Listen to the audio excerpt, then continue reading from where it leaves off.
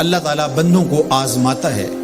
پرکھ کرتا ہے، امتحان لیتا ہے، طرح طرح کی نعمتوں سے اسے مالا مال کرتا ہے، کاروبار وسیع ہو جاتا ہے، اس کے لیے دولت کے انبار لگ جاتے ہیں، دنیاوی مال و اسباب اس کے لیے جمع ہو جاتا ہے، منصب ملتا ہے، عہدہ ملتا ہے، اقتدار ملتا ہے، شان و شوکت ملتی ہے، لوگوں کے دلوں میں اس کا گھر بنتا ہے، تو اس کے ذہن میں یہ بات آتی ہے کہ میرے رب نے مجھے جو عزت دی ہے میں اس کا استحقاق رکھتا تھا،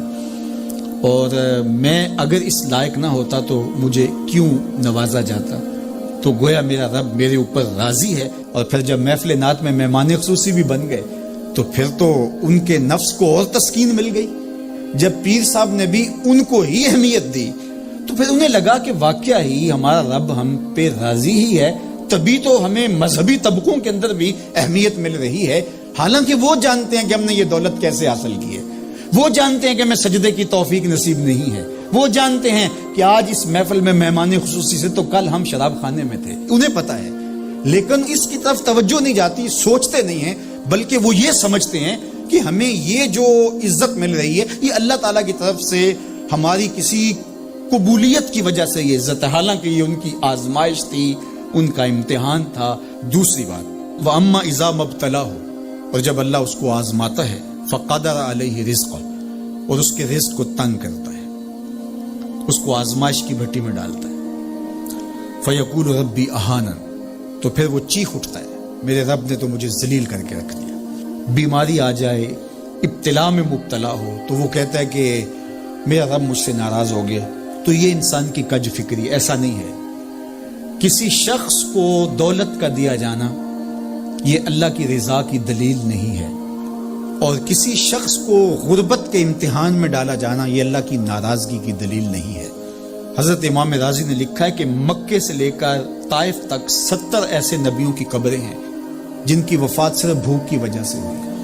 تکلیفوں میں، آزمائشوں میں، امتحانوں میں، ابتلاؤں میں اس کے بندے رہے۔ میرے اور آپ کے آقا و مولا حضور ختمی المرتبت کے گھر میں کبھی برابر چولہا نہیں جلتا تھا،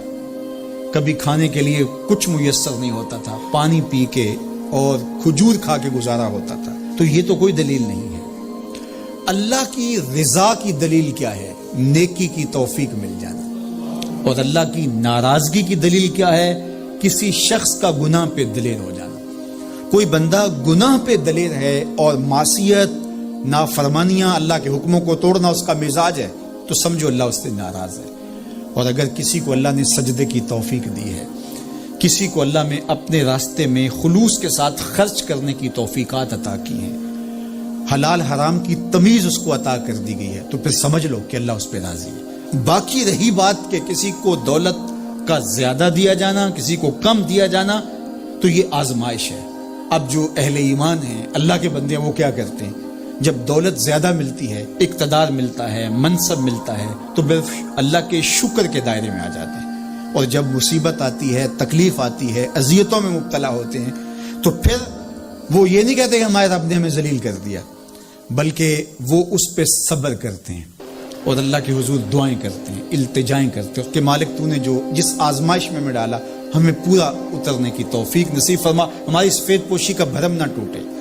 اور ہمیں اس مشکل وقت سے بچانا کہ جب ہماری یہ غربت ہمیں کفر تک لے جائے۔ اور جب ان کو دولت مندی دی جاتی ہے تو وہ ڈرتے ہیں کہ اللہ ایسا نہ ہو کہ یہ دولت ہمیں فرعون بنا دے،